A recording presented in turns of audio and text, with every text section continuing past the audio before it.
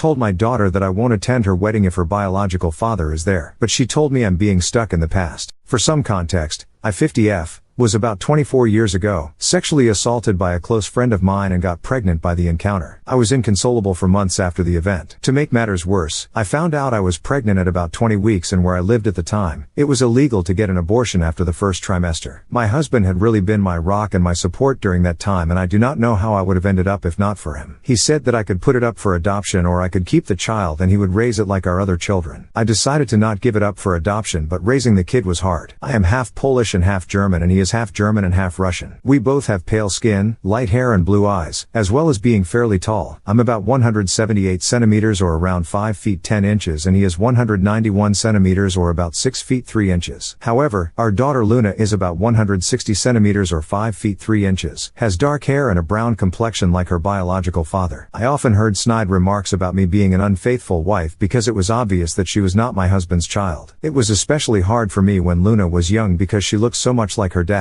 My husband took care of my daughter most of the time since I had bad flashbacks whenever I saw her face from when I was assaulted. As she grew up, it died down a bit, but I would still get these horrible panic attacks when I saw her wearing boys' clothes and short hair. Since I was prone to having panic attacks, Luna ended up being closer to my husband than she was to me. Also, she often ended up getting a little more than her siblings from my husband as some sort of compensation because of me. We never told her that she was the product of sexual assault because I was too ashamed and my husband did not want her feeling different from her siblings. I often told her that me and her biological father got into an altercation and never spoke to one another ever again. About 2 years ago, she got one of those DNA test items and found out she had a relative in the system. Said relative got Luna in touch with her bio dad and they started talking despite my protests. He apparently wanted to speak to me about something he wanted to tell me, so Luna attempted to persuade me to speak with him. I made her aware that me and her father should never be in the same room together. Now, Luna is getting married to a lovely young man. Some of the COVID restrictions have been lifted so she is able to have a decent-sized wedding. The original plan was to have my husband walk her down the aisle, but he had gotten into a bad accident leaving him in a wheelchair until his legs are strong enough to support his weight again. However, this is not her idea of a picture-perfect wedding day, so she invited her biological father to have the honor of being the bride's father. Her wedding invitation not only invited my rapist, but she totally disrespected the man who raised her. Although I or a bridesmaid could have pushed him down the aisle, she thinks it would not fit the vibe of the wedding. My husband looked so shocked and upset that she would even think of this, but I was furious. I have a visceral hate for that man and I let her know that I would not be anywhere near him. She told me that this is what she wants and there's no changing her mind, so I told her I will not be attending if he's there. She got upset and told me that I shouldn't hang on to the past, but I laid it into her that she doesn't know what happened between me and her biological father, so she shouldn't stick her nose where it doesn't belong. Though I feel terrible about what I said and how I said it, and I can't be blamed for her being born or not knowing what happened since I never told her, I still feel as though my wishes should be respected if I say I don't want to be in the same room as someone. I'm now okay with her contacting her father, I just do not want anything to do with him. Also, it's rude to replace your father with another man who you've barely known for 2 years because of something he couldn't control. Before I get started on the update, I have a few things I want to address. A lot of people have questioned me on why I did not tell my daughter that she was a product of SA.